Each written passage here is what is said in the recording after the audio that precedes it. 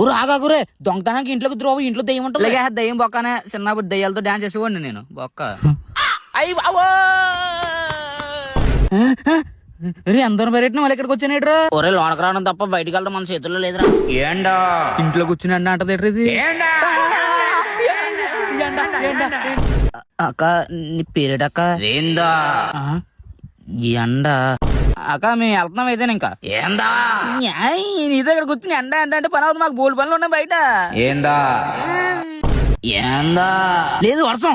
అరే ఎండా బొక్కని జాయిగా వచ్చారా పోదాం. ఏండా డోర్ బాగుంది కదా వాళ్ళు చేశారు కానీ మా ఇంటికి కూడా అడ్డు పెట్టించుకుంటాను. ఒరే తమ్ముడు లేదన్నా మాట్లాడరు. ఎండ నంద ముడికిడి ఏమో ఏం మాట్లాడి నాకే తెలీదు.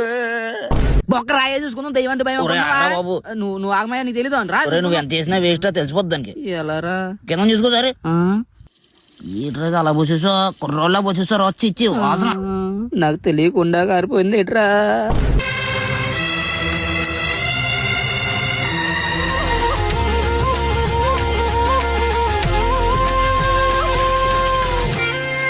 ఏందా రే పొడుకుందా ఉందిట్రా ఇది. అక్క బయట ఎండ తగ్గిందాక వర్షం కూడా వచ్చేది. అందాక మమ్మల్ని వదిలేక మేము పోతాం.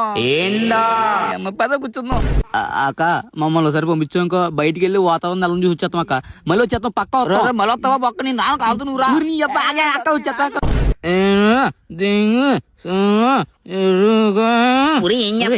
దయ్యం ఇప్పుడు బొట్టలు కొత్త చూడు సినిమాలో చూసాను నేను పాత సినిమాలోని. ఇంక మూత దయ్యం రాగానే ఇందులోకి ఏట్రా ఇది పోయిందిరా దయ్యం. ఏండా